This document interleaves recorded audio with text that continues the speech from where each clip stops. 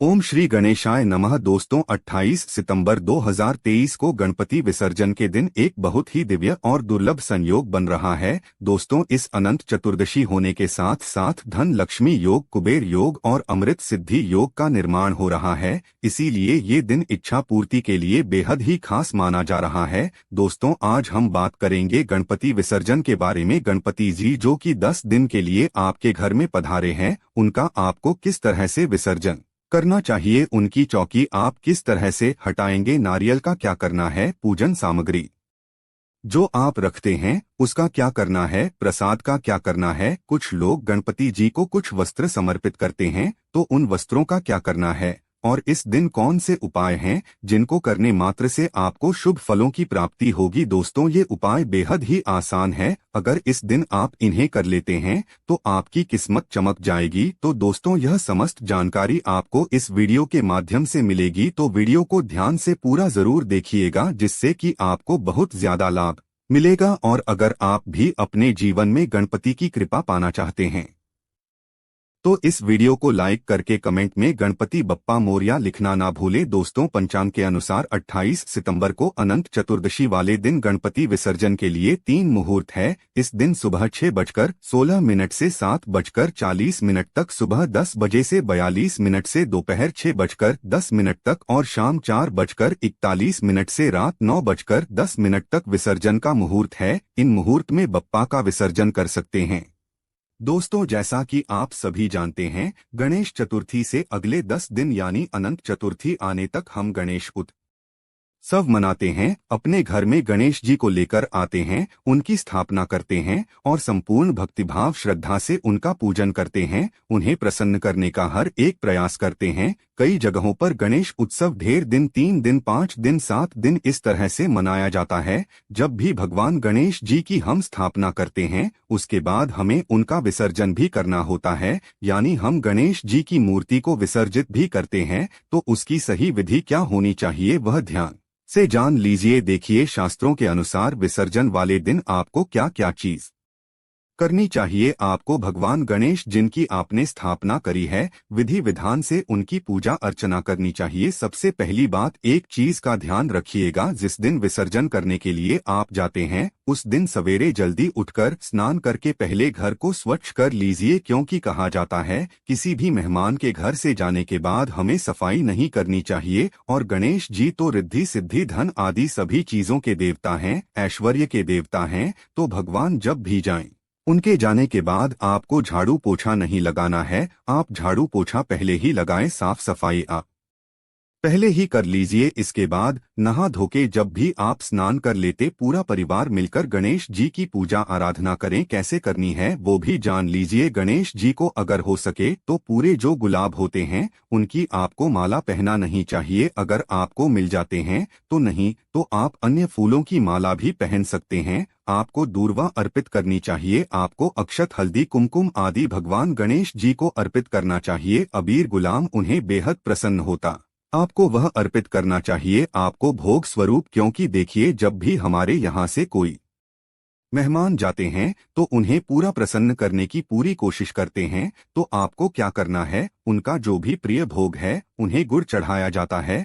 भगवान गणेश जी को गुड़ का भोग अत्यधिक प्रिय होता है। ड्राई फ्रूट्स का भोग आप रखें। देखिए जो यथासंभव हो आपके लिए जितना आप कर सके वह करें। उनको फल अर्पित करें, उनको मोदक प्रिय है वो अर्पित करें। जो आप कर सकते हो उतनी पूरी कोशिश करें। उनका प्रिय भोग उनके सामने रखें। पानी, बताशा, लौंग, सुपारी वगैरह उन्हें अर्पित कर सकते हैं। इसके बाद हमें भगवान की घी का दीपक जलाकर, धूप दीप जलाकर आरती करनी चाहिए। ओम गण गणपति नमक आपको उस दिन जाप भी करना चाहिए, बहुत ही शुभ माना जाता है। और यदि आपके लिए संभव हो तो एक छोटा सा हवन आपको आज के दिन विशेष रूप से कर लेना चाहिए। हवन किस तरह से किया जाता है आपको पता ही होगा। मिट्टी का या तांबे का पत्र लेकर उस पर आप कांडा जलाकर रख लीजिए। उस पर आप चाहें तो घी से भी ओम गण गणपत के नम स्वाहा करके 11 आहुति दे सकते हैं। आप गणपति जी के लिए एक छोटा सा इस तरह से हवन कर सकते हैं। इसके पश्चात जब आपकी पूजा पाठ आराधना हो जाती है,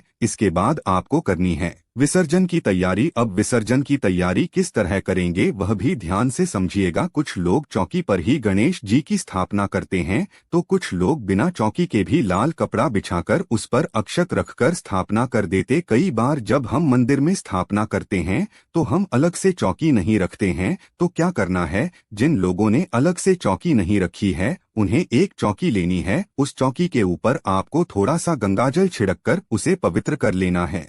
इसके बाद कुमकुम सिंदूर ले लीजिए, सिंदूर ले लीजिए, उससे स्वास्तिक का निशाना बनाए यानी वस्तिक के साथ स्थापना करें। इसके बाद उसके ऊपर थोड़ा सा अक्षत रखें। अक्षत ढलने के बाद लाल पीला जो भी आपके पास वस्त्र है उस वस्त्र को उसके ऊपर बिछा दीजिए। जिन लोगों ने चौकी रखी हुई है उन्हें डायरेक्ट चौकी उठाना है, उन्हें यह सारी चीज नहीं करनी है। जिन लोगों ने चौकी नहीं रखी है उनके लिए बता रहे हैं, लाल या पीला वस्त्र बिछाने के बाद थोड़ी सी धूल रखिएगा, फिर गणेश जी की मूर्ति को उठाकर आपको उस पाटले के ऊपर रख देना है। अब क्या करना है, आपको इसके पश्चात एक कपड़े में थोड़े से जो भी आपने भोग अर्पित किया था वह भोग उठाकर उस कपड़े में रखें। एक दो कौन दक्षिणा स्वरूप रखें, क्योंकि किसी भी मेहमान को जब भी हम विदा करते हैं उन्हें खाली हाथ हम विदा नहीं करते हैं। तो गणेश जी के लिए भी आपको थोड़ा सा भोग रखना है रास्ते के लिए, और उनके लिए दक्षिणा रखनी है, क्योंकि जब वह अपने लोग को जाएंगे तब उन्हें किसी भी प्रकार की परेशानी ना हो। तो इस तरह से आपको अपने गणेश जी को विदा करना है। उसके बाद जब आप अपने गणेश जी को लेकर जाएंगे तो आपको पार्टी समेत जिस पर आपने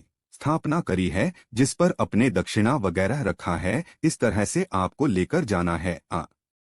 जब लेकर जाएंगे एक बार पूरा परिवार उनसे दर्शन करेंगे। इसके पश्चात आपको उनसे प्रार्थना करनी है कि हे प्रभु 10 दिन तक आप हमारे घर में रहे, आकर हमारी सेवा भाव में हमारी भक्ति में कोई कमी रह गई हो, आपको प्रसन्न करने में कोई कमी रह गई हो तो क्षमा करिएगा। तो क्षमा याचना भूल चूक के लिए आपको माफी जरूर मांग लेनी है, क्योंकि देखिए हम भगवान को प्रसन्न करने प्रयास जरूर करते हैं परंतु कई बार हमसे कुछ भूल चूक काम ज्यादा हो ही जाता है। इस तरह से आपको उनसे क्षमा याचना मांगनी है। फिर अपने गणेश जी को लेकर जाएं।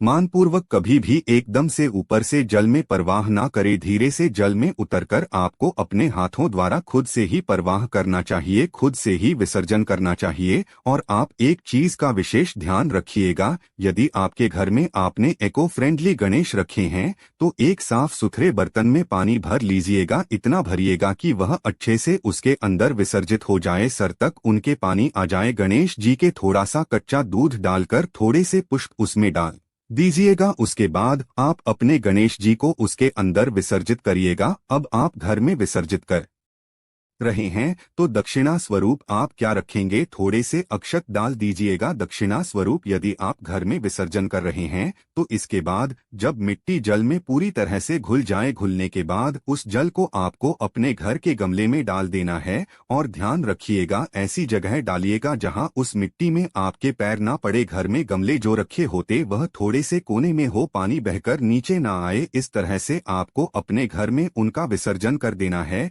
या आप एक खाली गमले में भी विसर्जन कर सकते हैं, उसमें कुछ पौधे के बीज डाल दीजिएगा तो उस मिट्टी से पौधे उत्पन्न हो जाएंगे और गणेश जी का आशीर्वाद आपके घर में बना रहेगा। अब एक चीज का ध्यान रखिएगा, जो चीज है जो आपने मंदिर में रखी थी, चौकी पर रखी थी, जैसे कि आपने रखा था, कलश स्थापना कराई थी, आपने गणेश जी को अपने वस्त्र पहनाए थे, तो वह वस्त्र उनका आशीर्वाद स्वरूप माने जाते हैं। तो यह गलती भूल से भी मत करिएगा। जब आप गणेश जी के विसर्जन के लिए जाएं तो हम क्या करते हैं, लाल कपड़े को भी ले जाते हैं, हम नारियल का भी विसर्जन कर देते हैं, हम सुपारी दुर्वा का भी विसर्जन कर देते हैं। तो यह आपको भूल से भी नहीं करना है। आपको क्या करना है, जो नारियल है उसको तोड़कर उसका जल निकाल लीजिएगा, फिर नारियल तोड़कर प्रसाद स्वरूप बच्चों में बांट दीजिए, आपके घर में बाहर दीजिए, आसपास मोहल्ले में बांट सकते हैं। फल वगैरह रखे हैं, आपने भोग रखा है,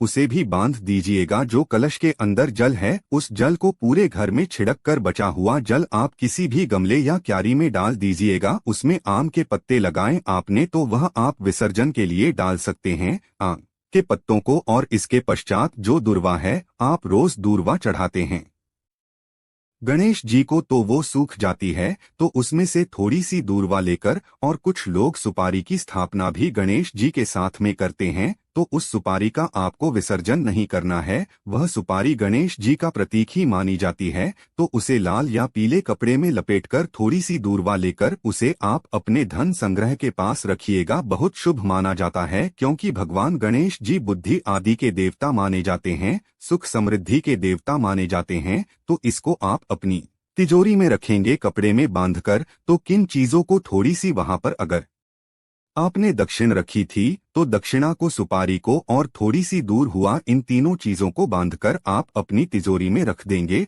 और अक्षत यदि आपने बहुत सारे कलश के नीचे रखे हैं, तो अक्षत को लेकर दूध में खीर बनाकर प्रसाद स्वरूप बांट सकते हैं। उन्हें अपने घर के अनाज में मत मिलाएगा, क्योंकि अनाज जब हम मिला देते हैं तो बिना प्याज लहसुन का कई बार हमारे यहाँ भोजन बनता है, कई बार नहीं बनता। तो इस तरह से आपको जो चावल है उसकी खीर बना लेनी है, पूरे घर में प्रसाद स्वरूप बांट देनी है। इसके पश्चात वहां पर और भी जो आपके पार्टी पर लाल कपड़ा है, चौकी वगैरह हैं, उन्हें आप वापस से धोकर स्वच्छ करके अपने घर में रख सकते हैं। तो इस तरह जो भी आपने गणेश जी के लिए रखा है, उनका विसर्जन आपको नहीं करना है। वह आशीर्वाद स्वरूप आपके घर में ही चीजें रखी जाएगी। अब दूसरी चीज, कई बार हम पूजा में अच्छी क्वांटिटी में भरकर, कटोरी में भरकर हम हल्दी, अबीर, गुलाल ये सारी चीज रखते हैं। तो 10 दिन तक रखी हुई चीज बहुत ही विशेष लाभ आपको देती है, क्योंकि उसमें गणेश जी का संपूर्ण आशीर्वाद समाया होता है।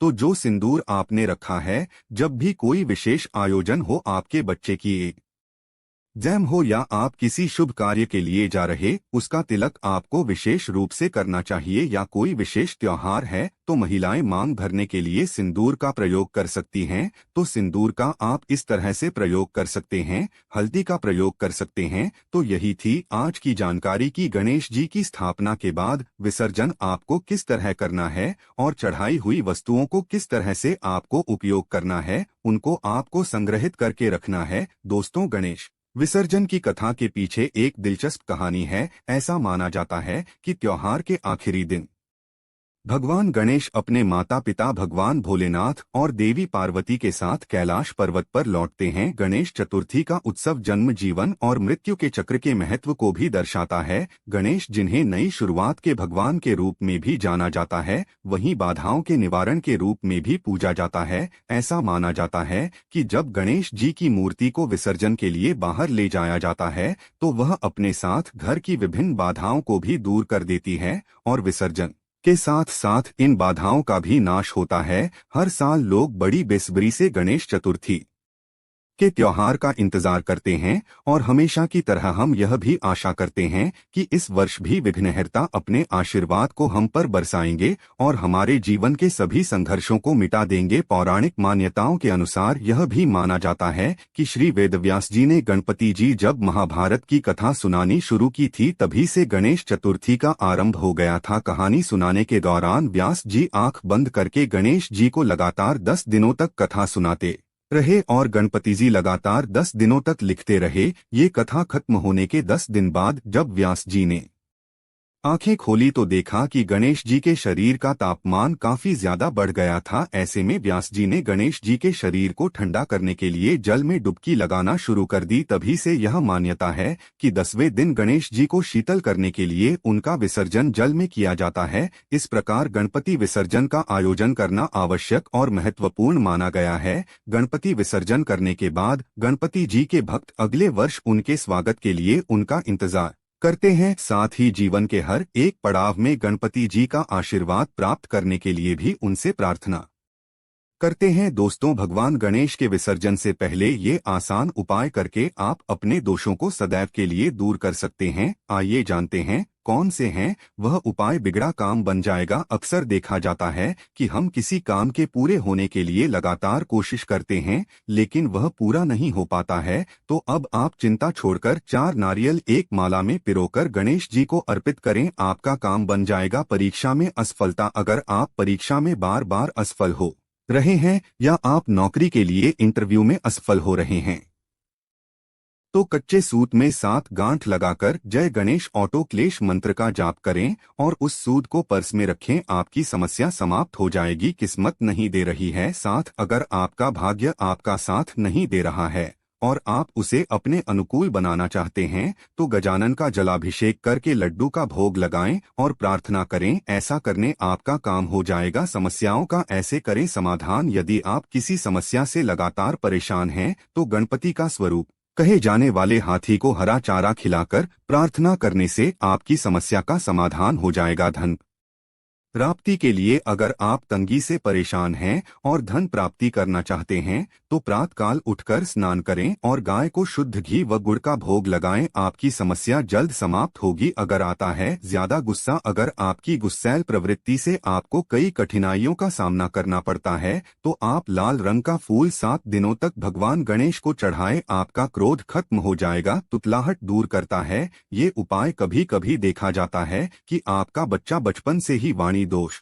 से ग्रसित होता है। यदि आप उसकी वाणी से तुतलाहट खत्म करना चाहते हैं तो केले की एक माला बनाकर भगवान गणेश को चढ़ाए। ऐसा करने से वाणी दोष से मुक्ति मिलती है। पारिवारिक कलह से बचने के उपाय। आपका परिवार अगर पारिवारिक कलह से जूझ रहा है तो बुधवार के दिन गणेश जी की प्रतीकात्मक मूर्ति बनाकर घर के मंदिर में स्थापित करें और रोज उसकी पूजा करें। ऐसा करने से सुख बना रहता है। घर के मुख्य दरवाजे के पास गणेश जी की मूर्ति की स्थापना करने से घर में सुख और समृद्धि बनी रहती है। तो वीडियो अच्छा लगा तो वीडियो को लाइक जरूर कर दीजिएगा।